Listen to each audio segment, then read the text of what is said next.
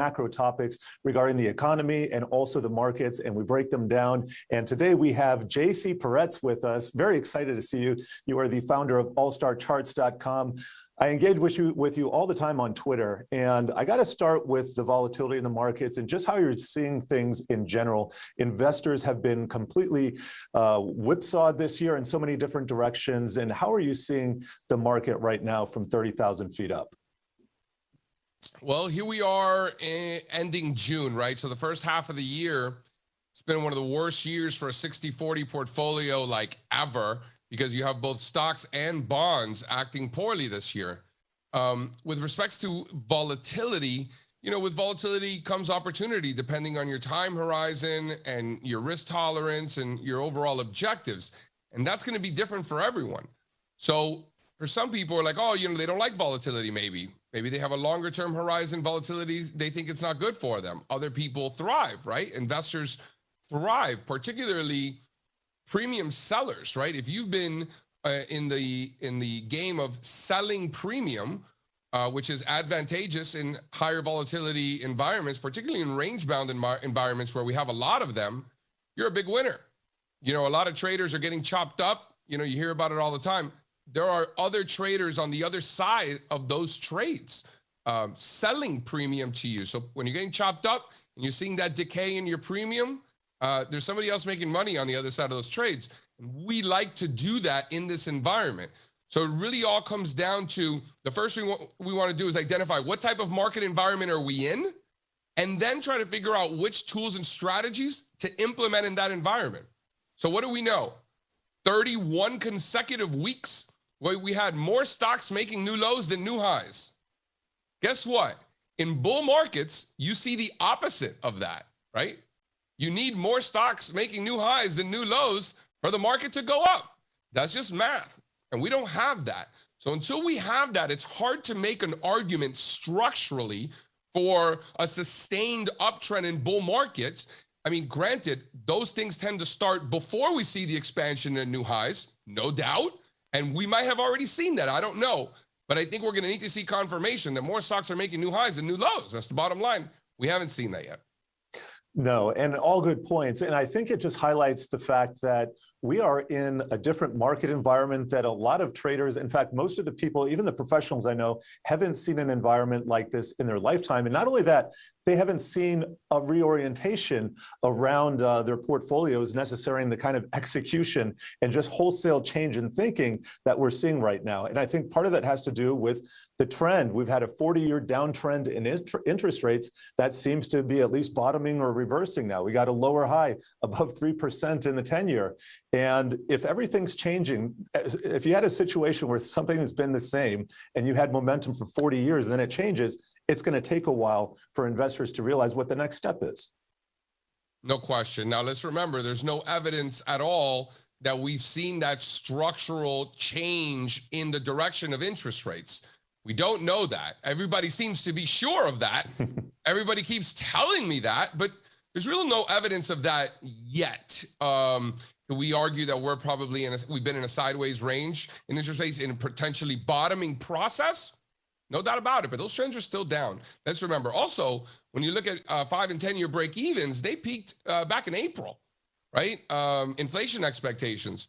We have an equally weighted chart of all the commodities. There's 33 commodities futures. So it's not as energy heavy as like the CRB index. This is more smoothed out, more equally weighted amongst agriculture and softs and all that other stuff. And energy, base metals, precious metals, the whole thing. And that also peaked in March. So, with everybody telling me that inflation is here to stay, interest rates, that's it, new regime, blah, blah, blah.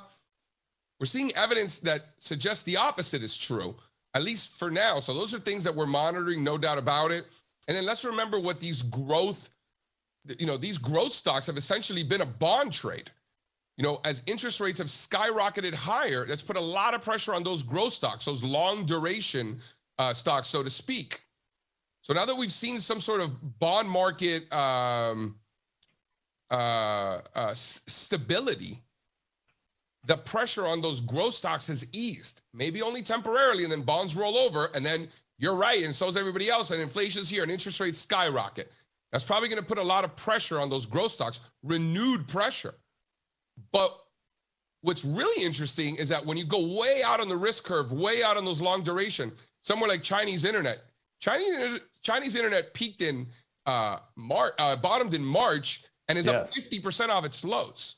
Then you have biotechnology and some of those ARC stocks and the IPO index and some of those. All of those peaked several months back. So as interest rates in the 10-year made that last run up, those growth stocks were not making new lows. Really, really interesting, suggesting, pointing to that stability in the bond market, which we ultimately got. Now, the big question is that temporary or is there something bigger at play? And if you're right, or I'm not saying you're right, but what people are saying, and that interest rates, that's it, new structural uptrend in rates, if that's the case, those inflationary pressures are going to really suppress those growth stocks even further. We're going to see new legs lower in ARC, biotechs, small cap growth. You go down the list, right?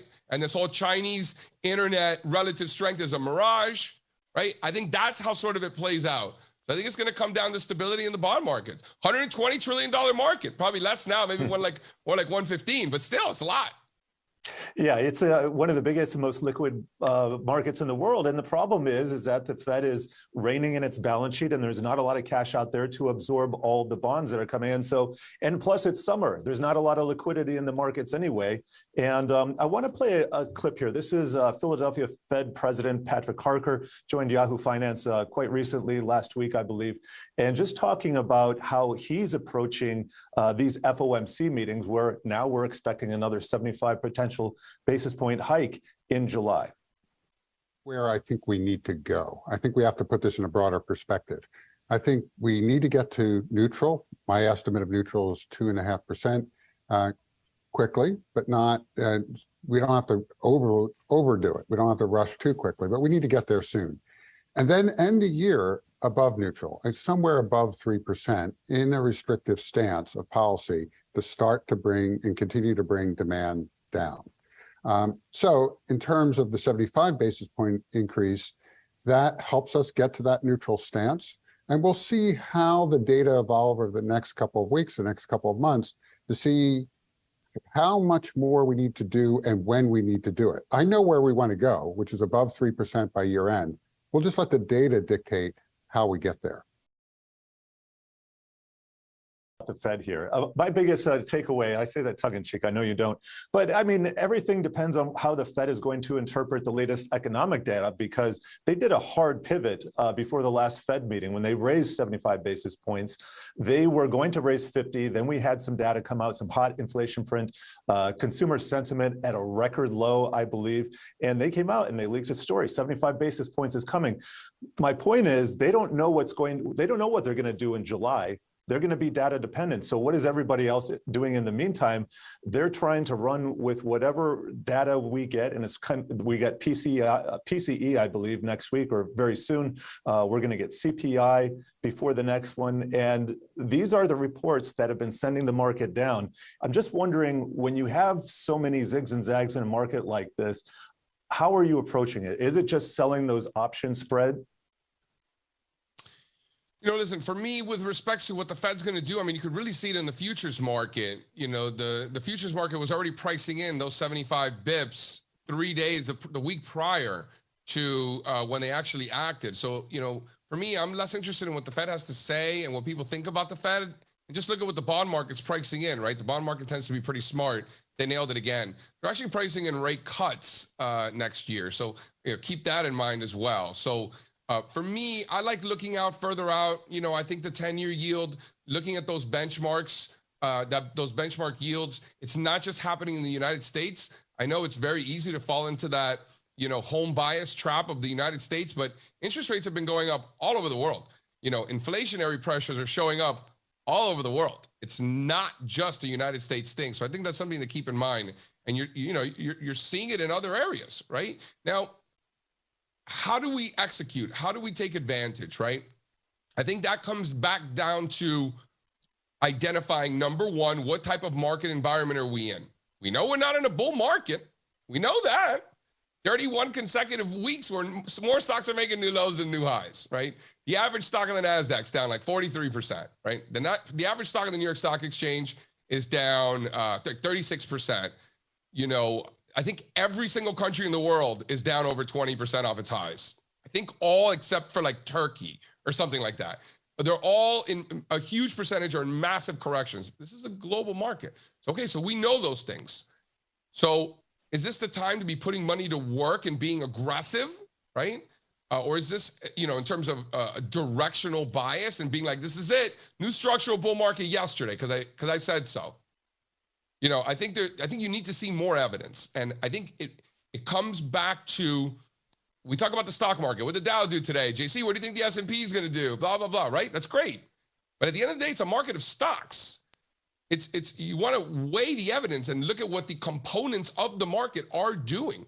So I think there's two big factors. So we've acknowledged that we've been in a bear market for quite some time. I would argue since February of 2021, when the new highs list peaked. So things have deteriorated ever since for going on. That was meme stock. That was the time that meme stocks exploded too. There was a lot going on then. Everybody had a SPAC, Jared, remember? Yep. I had one. Right. Everybody had a SPAC. I was making calls. How do I get a SPAC? Me and Howard Lindzen making videos about SPACs. Like, what do I know about SPACs? Anyway, that was February of 2021. So that was the peak, and it's been deteriorating ever since. That was when the NASDAQ advanced decline line also peaked. Then in May of 2021, that's when the New York Stock Exchange composite peaked. A lot of the more cyclical areas, industrials, materials, financials, they all peaked, right? So it sort of went from there. The only last man standing has been energy, right? They've seen some volatility lately, but still hanging in relatively strong compared to everything else. Okay, so that's the environment that we're in. So now that we have acknowledged that, what are the best strategies for that particular environment? Is it buying stocks, you know, for secular uptrends? No, that's usually a terrible idea. Perhaps selling volatility and taking advantage of the elevated volatility levels and get paid to play, essentially. Definitely love that for that environment. Shorting breakdowns from tops being completed. I like that.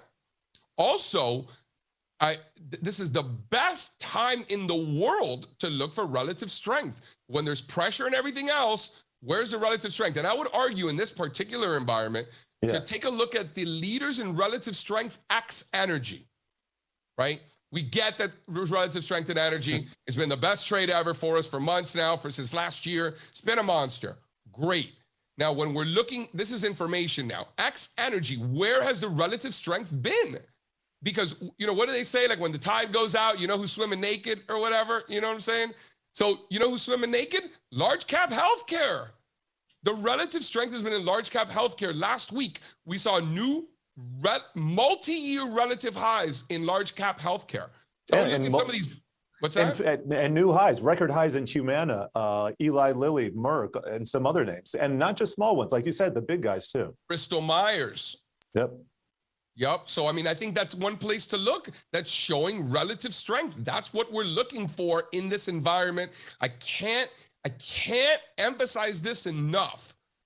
The market tips its hand. It shows you relative. People are like, oh my God, can you believe energy's up so much? Energy was the best performer last year. Energy was the best performer in Q1 this year. Like, this is not anything new, right? The relative strength has been there since last year. I say, and it's a large group of stocks, the ones that gotten beaten down. You can just circle or cycle through the ARK components too. Zoom broke out to the upside several weeks ago. There are some others that look good in there. There are a bunch that look terrible still. And I think it's going to be about the balance sheet. We've talked a lot about this on the Yahoo Finance live shows, that in a rising interest rate environment, you need companies that can weather the storm and can get access to capital as rates go up. And you mentioned something interesting a couple minutes ago, JC. People are already pricing in rate cuts for 2023. So they're already thinking about the next business cycle, basically, or the next cycle in the business cycle. And in this leg, you got to think, well, is there going to be QE5? Way too early to think about exactly how that's going to look, but there's going to be another reflationary period on the horizon. I think it's just the context in which, what did the Fed have to do to get there? Yeah, perhaps. I mean, you know, yeah, maybe. You know, but for me, listen, you're probably right. But I guess those are just not things that I think about. You know, for me, it's less about, oh, is the Fed going to do a good job or a bad job? It's like, yeah, I don't really know. Like, I'll look at price and I'll let that dictate. So I think those interest rates dynamics, and maybe it's being pulled somewhat by the Fed, sure, but that doesn't change the fact that I really think those interest rate dynamics are really going to impact those growth stocks that you mentioned, right? And then you just talked about how Zoom and a few of those names have been breaking out over the last couple of weeks. That's come with stability in the bond market. Isn't it a funny thing happens when bonds aren't crashing every day, right? And then what are we seeing today while we're recording this on the 28th of June is that, there's bonds have been under pressure, right? Interest rates and stock market's now under pressure. The growth stocks are underperforming, right? So you're seeing that dynamic is still in place. And the other thing that I like to point out, not to be like Mr. Macro guy, I hate doing this, but like I really, I'm going to make you wear that hat. Yes. Dude, I'm such a macro guy. It's all about the dollar. It's all about the dollar, Jared. After the Trump election, dollar peaked, dollar got slammed. What happened after the Trump election? Dollar got slammed. Stocks ripped. 2017 was like the greatest year ever for stocks. Crypto's ripping. You know, remember like in the fourth quarter of 2017, like your drunk uncle talked to him about like Bitcoin, how to buy Bitcoin. Remember that? That was the end of that. And then what happened at the beginning of 2018? Stocks peaked and stopped going up, not just in the United States, but around the world. What was the dollar doing? The dollar was bottoming. The dollar ripped for 2 years from there and stocks were under pressure until COVID. And then what happened in March in COVID after the stock market crashed? The dollar peaked and the dollar got slammed. And what happened to stocks when the dollar got slammed? The best 52-week period in the history of the stock market. Dollar got slammed. And then what happened?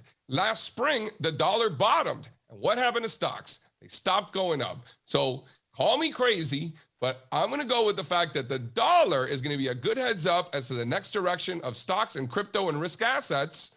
And that's what we need to watch. And we're back at those former highs, those Trump pre-election highs, those COVID highs, post-COVID highs in the dollar index. And if we break out of this monster base in the dollar index, my bet is that that is not going to be a good thing for stocks. New leg lower, big problem across the board, in my opinion. And I think the real catalyst to get stocks going, particularly emerging market and growth stocks, and maybe Chinese internet is already alluding to this, is a dollar rollover. There's no evidence yet that the dollar is going to roll over, but I think that's what it's going to take. I think it's a need and not a want. Yeah, I look at the Dixie charts, and by the way, that's kind of the nickname for the DXY. As we measure that one particular basket, there are other baskets, but huge level there, 104, 105. The next stop up that I see is about 120. And if the dollar were to advance that much, you can only imagine what would happen to risk appetite. You mentioned crypto. So we're going to have to address this. We talked to Michael Saylor a couple days ago about his Bitcoin strategy, and he talks about a number of things. So this is clip one for our producers here, and let's just go ahead and roll that, and then we can respond to it. The crypto industry is going through a transition. We're crossing the chasm from the first decade, which was entrepreneurial and offshore and like the wildcatting phase of the crypto industry. And the industry is growing up to be institutionalized and public and 10 to 100x bigger. I think the crypto industry today is full of confusion. It's obvious why we need it. The benefit is programmable money at all frequencies. But a lot of times it's not clear whether you have 10x leverage or 10% leverage. A lot of people are confused about what's a commodity versus a security versus a currency versus a token. What's the definition of an exchange? What's a derivative? And it's not even clear the difference between permanent capital and temporary capital. There's a big difference between having $1 billion forever and having $1 billion of capital in a token until tomorrow. And so clearly the industry is going to benefit and it's going to grow partially by education, but really through enlightened regulation.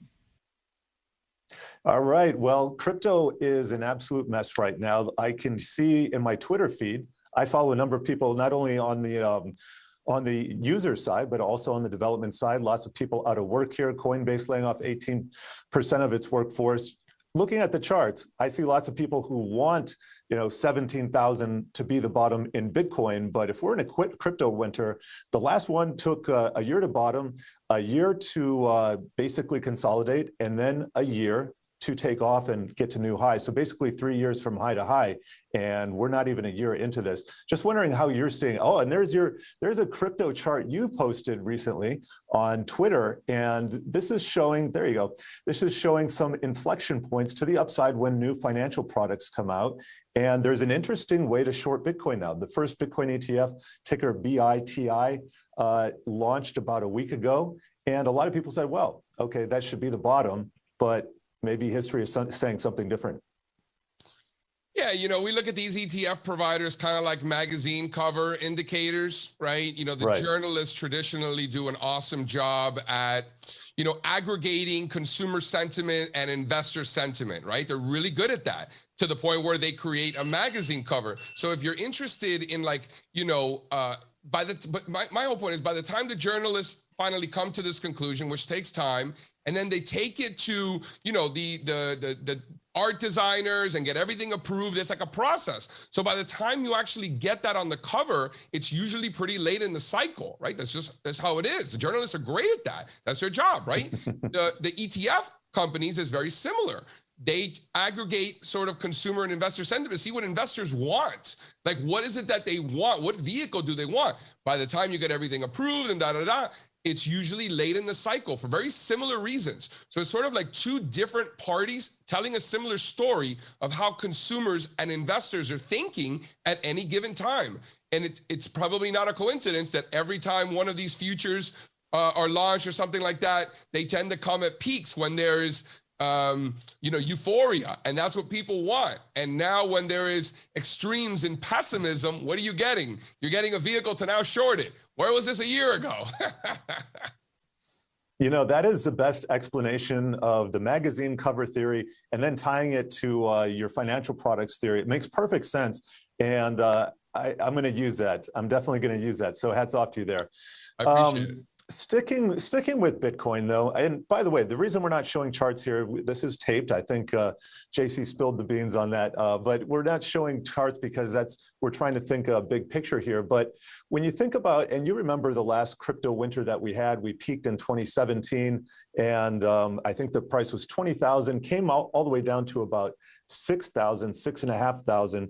What do you look for in crypto when you're trying to make sense of it technically? Do you have sentiment indicators? Is it just pure price action? What are you looking at?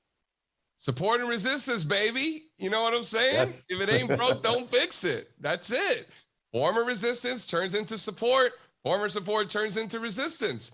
Just like Edwards and McGee taught us in the crypto chapter from the 1940s, right? I think it was chapter 17. Trading cryptocurrencies. No, it's the simple basic principles of supply and demand. And one thing I'd like to point out is that with all of these cycles and all the winters and the summers that you speak about, with each of those cycles, the cycle low, the end of winter, if you will, always took place above a prior cycle high, above a prior summer high, if you will, right? But this time it's really flirting with those levels, I'll tell you that much.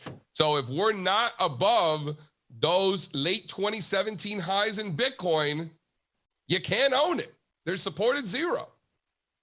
Yeah. By the way, we Go completed ahead. a massive top when we broke below 30. So there's no reason to own it anyway. At this point, I'm personally actually long crypto against those lows for a trade, but that's all it is. Not that I'm not making this grandiose call that Bitcoin goes to 1 million. I hope it does. I really don't care. The point is that if we're above those levels, I like it for a trade. Like I own Avalanche against 17 for similar ways, just looking for a mean reversion. Again, it's just a trade. If I'm wrong, you get out. But the bottom line is, with respects to cryptocurrencies in general, I don't think it makes sense to be long if we're below those late 2017 highs in Bitcoin, number one. Number two, Ethereum's below that because the Ethereum level is 1,400. We're nowhere near. We're under 1,200 in Ethereum. So, for me, I think the risk is still incredibly elevated. This is an adult, what do they call it? Adult swim? They call it adult swim. You know what I mean? If you can't handle it and you're not mentally strong enough to be able to get out if you're wrong and you're just like a weak trader, then you can't be in this market.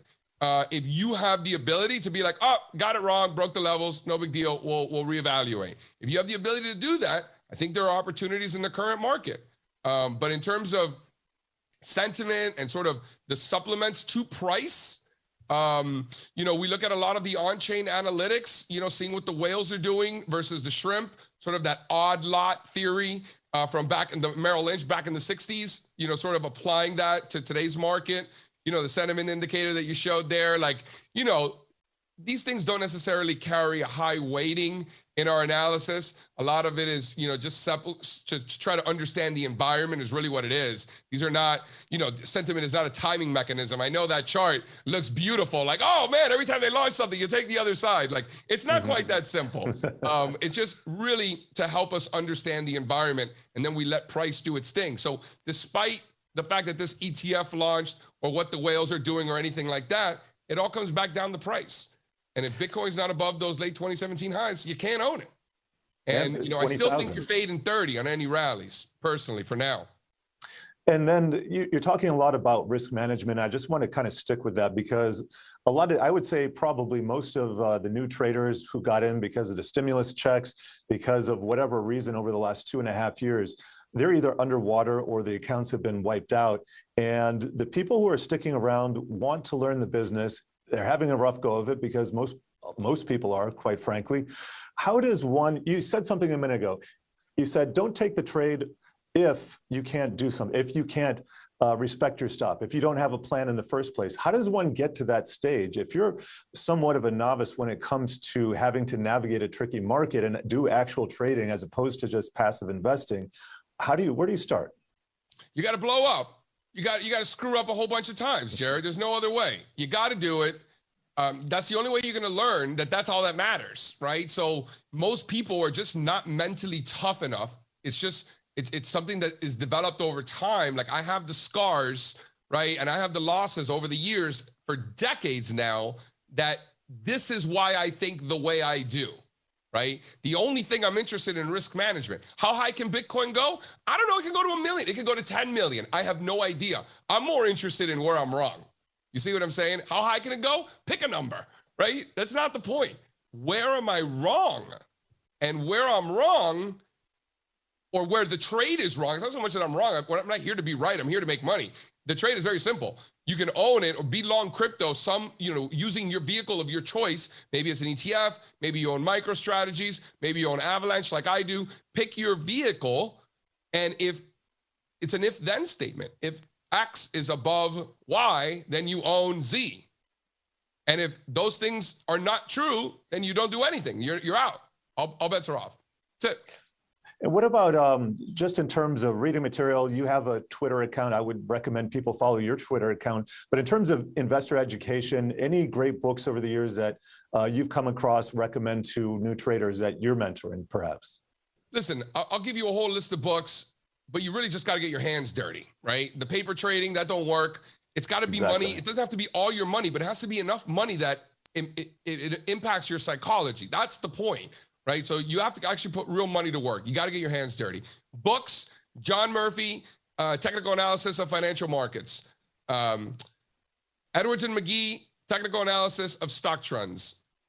Brian Shannon, Technical Analysis using multiple time frames. Anything Jack Schwager has ever written. Like seriously, all of them. And then read them again. All the Market Wizards books. The first one, that there's like a hedge fund Market Wizards, new Market Wizards, old Market Wizards, whatever. All Market Wizards. Read them all. Read them again. Anything Jack Schwager's ever written, you absolutely need to read. And then honestly, it all comes down to psychology. It has nothing to do with the economy or the Fed or whatever. It's all about human psychology. So I think you read that stuff. Anything Brett Steenbarger has ever written, you want to read Love it. Brett. Annie Duke, love her. Denise Scholl, Andrew Menaker in San Francisco. Anything he's ever written. All the books written by Daniel Crosby, PhD down in Atlanta. Shout out Dan Crosby. Anything any of those people have ever written, read them all. Those are the books. Got it. Any Twitter accounts that, besides the All-Star Charts accounts that you really think focus well on investor education, just kind of give back? Most people are selling something, but a lot of people do give away some of their free time here. Yeah, for me, I don't necessarily follow a lot of investor education stuff. Investopedia, we're good friends with Investopedia. Love those guys. I built their technical analysis course years back. They do a lot of great stuff in Investopedia. What's really cool is that I used to use Investopedia when I was in college, like over 20 years ago. So and now I get to do the technical analysis course for them. It's like we come full circle. And hey, I work for Yahoo Finance. Word that I don't know, I still look it up on Investopedia. Hey, I used to use Yahoo Finance in the 90s, so it's definitely full circle here. So we're taking kind of a tangent, and we got some time here. So let me just ask you about some of your business ventures, what you're doing with your time. No, I know that you moved back close to basically the tri-state area here over in the last few years. What are you doing with your business now? Well, we actually were recently acquired by Tiffin, which is a fintech company out of Colorado. So it's really cool to be a part of a bigger company. I mean, I still run my company autonomously, it's still All-Star Charts. But what's really cool is that we have the resources of a massive company. I get to learn a lot. I'm kind of like a fintech nerd. So to be around sort of entrepreneurs, because, they own a lot of companies, or, I guess we do now. There's a lot of interesting people that I get to talk to about things that I don't normally get to talk to people about. For me, it's technical analysis all day, every day, trading, all that is great. But personally, I have investments in things like Osprey funds. I have investments in Koifin Charts, which is a charting platform, which is fantastic. Yes. Dreamfield, which is basically doing, they match up the athletes, with the new NIL laws in, college sports. The athletes are able to profit from their name, image, and likeness. So Dreamfield's the leader there, and I'm a happy investor in Dreamfield. Really, really cool technology. Great people. So I just love that sort of thing, right? I had dinner with Mackenzie Milton and Lewis, the CEO of Dreamfield, the other day. Mackenzie, great kid, really, really awesome. So those are some of the stuff that I got cooking on the side. I'm an investor in an Web 3.0 infrastructure play. They're mining helium and they're mining pollen. It's really cool. I like that. Helium and pollen. Why not? Yeah. It's these post-pandemic plays, they arise for a lot of different reasons. And you got the whole disruption line continuing that arc as well. Let me ask you, we're both from Miami here, and I love talking with you offline about some of the good old days. I've been out for about a decade now, just a little over a decade. I'm not sure when you left, but tell me what it was like growing up in Miami and how you kind of fostered any kind of interest in the markets, if that came out of that or if that was later after you left the town. None whatsoever. I grew up in Miami. I left 20 years ago. I grew up in Miami playing baseball. Cuban kid in Westchester, the area. Westchester, predominantly yes. Just Cuban kids. My high school was 90% Cuban kids. It was ridiculous. We had one Venezuelan, one Argentinian kid, and a Mexican. Everybody else was Cuban. And one white kid and a Jew. That was it. That was the whole, because it was a Catholic school. But there were a couple of Jewish kids in there because it was a good school academically. I went to one bar mitzvah, right? And then I get to Wall Street and it's you only went to one bar mitzvah. I went to 100, right? For me, it was bar mitzvahs and quinceañeras back in the day. Right. You had more of the quinceañeras, the 15s, right. Exactly. Listen, growing up in Miami was great. I worked at Our Betters, the hot dog joint on 87th and Bird. Love it. So that was my first job, and it kind of brought my entrepreneurial spirit, just getting to know the owners and stuff like that. I was I designed a drive-through that they never implemented. They should have though. I had a drive-through design. I was gonna franchise it. I had all these plans. I was 17 years old or something like that. I'm already franchising this hot dog joint. Nothing ever came out of it. I probably should have. Maybe I still can. I don't know. Hot dog franchisor, I think it's in your future. Yeah, you know what? one of my first jobs was a bag boy, front service personnel at guess what? Publix, kind of a rite of passage in Florida. Still, I think everybody maintains a healthy loyalty toward that company that comes from the area. I love Publix, man. What a great place. It's literally one of the happiest company for employees. I think it does well in these Glassdoor surveys every year, and still a private company. And why not? They don't need to go public. Let's get back to the markets here. I'm going to set up a clip here. We have Mohammed El-Arian, and he's talking about credibility with the Fed. I recognize this is a hard pivot here, but I want to get back to the markets. And so we're going to start with this clip. Because of what's called forward policy guidance, the Fed tells you what it intends to do. It shows you what will result, and then it allows everybody to work together, all consistent with a certain journey and a certain destination. That is a Fed with high credibility. A Fed with low credibility, which is what we have today, people immediately question the Fed's projections, as happened last week. People call them unrealistic, call them other things. Secondly, the market runs ahead of the Fed, tightens ahead of the Fed, now is loosening ahead of the Fed. Just look what's been happening in terms of volatility in the 2-year Treasury, where the Fed has most influence. So instead of the Fed leading the marketplace is dragging the Fed along, and the Fed is consistently late. And third, you take away the first policy response, which means that you end up with a worse outcome than you would have been otherwise. That is why central bank credibility is so important. So important, and really not kind of right here, right now. I'm not trying to sucker you into another Fed and central bank discussion here, but I think the point of the clip is that they're just kind of flying by the seat of their pants. Yes, they're data dependent, but that means they literally don't know what they're going to do next. And the game plan is kind of changing on the fly here. So I'm like you. I believe the best information comes from prices in the market. I like your analysis of the bond market. That's calmed down, and that's given equities a chance to, I just kind of find their footing here. And that bond market volatility could reassert. We don't know if and when that's going to happen.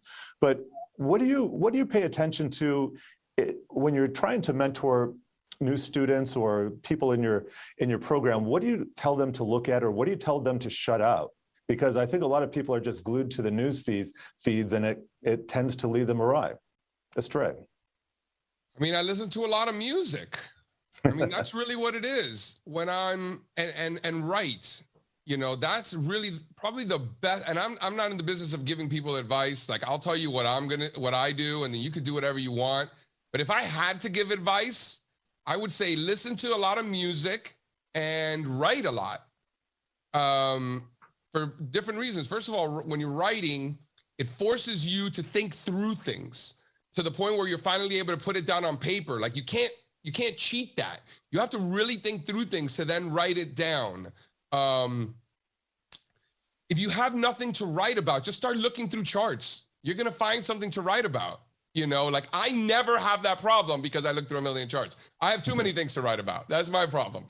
So if you ever, like, you want the cheat code, like, oh, JC, I don't know what to write, writer's block, bullshit. Just start looking through charts. Just start ripping through charts. You're going to find something interesting. Be like, look at copper. Oh, look at Freeport-McMoRan. Oh, look at JP Morgan. Oh, look at the S&P. You're going to find something interesting. And then it doesn't have to be about technical analysis like me. Maybe you're more into the economy, or maybe you're into fundamentals and spreadsheets or whatever. It doesn't matter what you're into. Just put it down on paper. Why are you buying it? Why are you selling it? Why do you think something is going to happen? Write it all down on paper. You don't necessarily have to share it with the public like I do. You can, and I would encourage you to. You have no reason not to.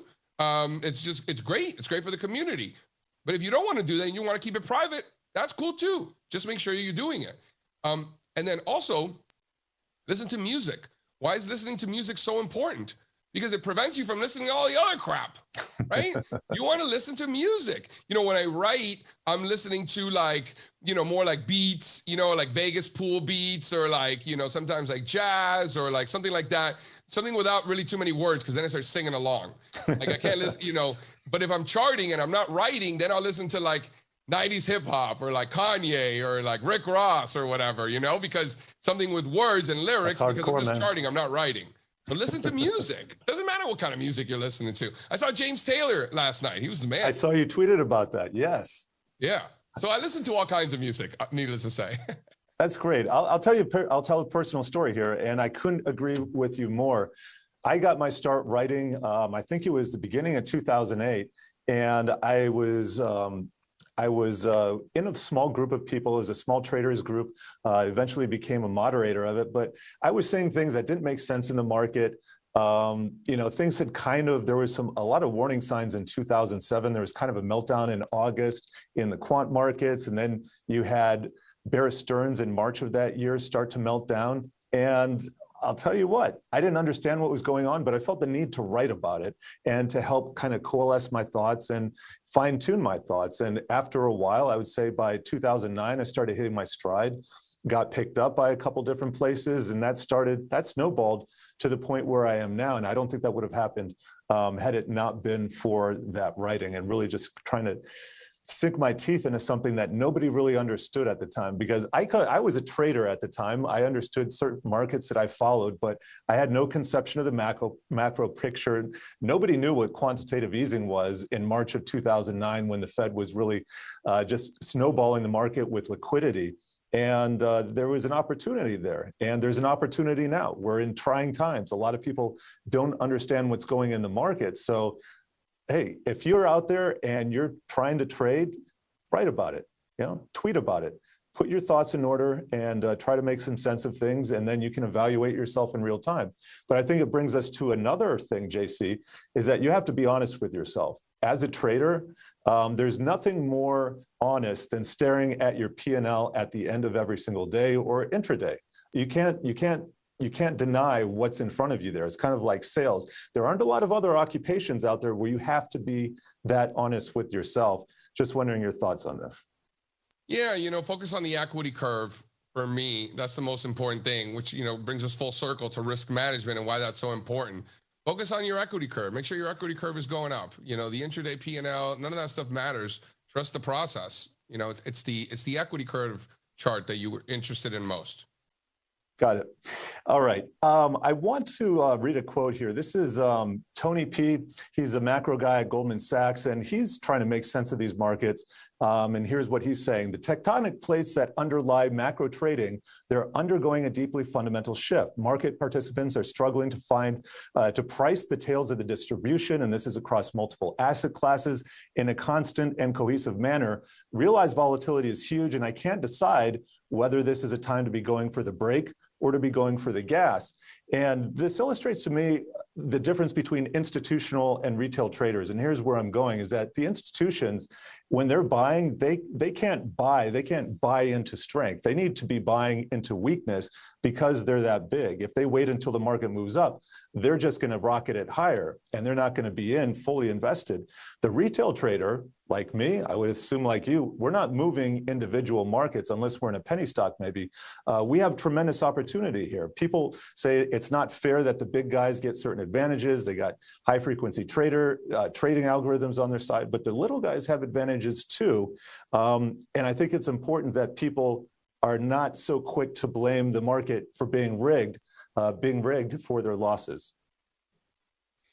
Yeah, listen, people are sensitive. People like to blame everybody but themselves. Oh, the institutions. Oh, it's the Fed's fault, the president, the guy on TV, the guy on the Twitter. Like, it's always everyone's fault but your own. And that gets back to being mentally weak. The only people who actually believe that are the weakest minded individuals. And the market has a great way, I like to call it economic Darwinism, right? Those types of people with those types of mentality, they're never going to win, right?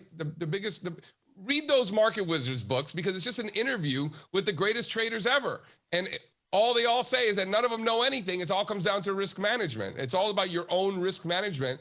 And just like what you just said, being aware of your own P&Ls and making money, because there's a scoreboard. There's a scoreboard. You know who's winning, right? So it's not about, oh my God, I did that because she told me to. And those people are going to always blame others, and there's nothing I can do to help those people. There's nothing you can do. 1 out of 100 will finally come to the realization that blaming others is not the way to increase portfolio value, which is crazy when you put it that way, but that's the truth. And those of us who already recognize that have a huge advantage, and it's our job to take advantage of those people. When they're getting chopped up and blaming others, we're collecting premium. That's a beautiful thing. I got no problem with that. And then to your point about institutions, Yeah, they have a lot of money, they have a lot of power, they have a lot of information, but they're so big, it's very difficult for them to be nimble. They need to be accumulating when stocks are under pressure and when there's liquidity.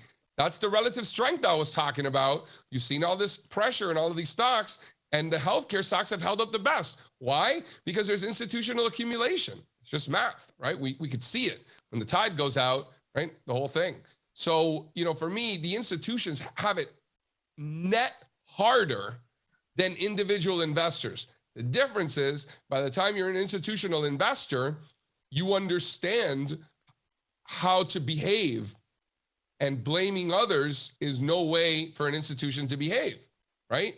Some individual investors who haven't gotten there mentally yet still do, and some will stay there forever. That's just the way the market is. Yep. Institutions come and go, and some of them have been there for a while, but I would say institutions, they also get second chances. So if you're a big hedge fund trader and you blow up long-term capital management, I think it's John Merriweather, he got another hedge fund within a couple of years. So it's a different game. We have just a couple minutes here, and I want to end on a personal note. I'm looking at what probably is not an NFT above your left shoulder. That is a pixelated photo or picture of Mike Tyson Punch-Out, if I'm correct, and it is signed too. What's the story behind that? Yeah, I wanted a charity event. It was like one of those like silent auctions, and like I put a bid and I actually won. I was like, oh, it's so cool, And then I was giving a presentation to a bunch of financial advisors, like during COVID, when I had like a makeshift sort of studio set up. And I just like to make fun of, how financial advisors, like they're always like, everyone's got a plan until you get punched in the mouth, Mike Tyson. So like to make fun of financial advisors, because I'm friends with a million of them, I put that up there and then it just stuck. So I just left it. Love it. Any parting words for traders who are just having a tough time navigating this environment? I know we've thrown out a lot of materials here, talked about risk management, which I think is so important, also gave away some important investor resources in terms of books. Any parting words here from you, JC? Yeah, listen, just stay humble. Otherwise the market's going to make you humble. Try to stay balanced. A big mistake that a lot of investors make is that when things are going good, they get too high. When things are going bad, they get too low. Just understand that when you think things are great, it's not as good as you think. And when you think things are terrible and things couldn't get worse, it's probably not as bad as you think, right? So think of it that way. And just on a personal note, I had to, again, as the best lessons are learned the hard way. I used to work on 46th and Park, and I lived on 34th and Park in New York City, and I would make the same walk every day. Same walk to work, same walk home, 10, 11 blocks, no big deal, it would take me 2 seconds. And what I learned is that on Tuesday, I would walk home like, oh my God, I'm the man. I'm the next Warren Buffett. Like, here we go, let's get it, right? And I'm the man, like just skipping down Park Avenue like the man in my mid-20s. I was nobody. And then the next day, I would be like down in the dumps. I'd be like, what am I doing with my life? Like, where is my life going? Like, got crushed in the market. Like, what am I doing? Then like 2 days later, oh, let's go, let's get it. I'm Warren Buffett. Oh my God, this is the best. So I realized very quickly that that's no way to live. So you really want to try to stay even keeled. Again, lesson learned the hard way. So think of it like that. Think about JC skipping down Park Avenue. The vicissitudes of trading, it all gets us in different ways. I love talking to traders, especially the honest ones like you who tell their real stories. I'll get to mine someday. We're out of time here, but really want to appreciate we appreciate you coming down here. JC Parets, founder at allstarcharts.com. Everybody check him out on Twitter as well, Allstar Charts. Can't say enough. Really have appreciated this, and we got a lot of great information. So thank you again, JC. You got it, Jared. Thanks for having me.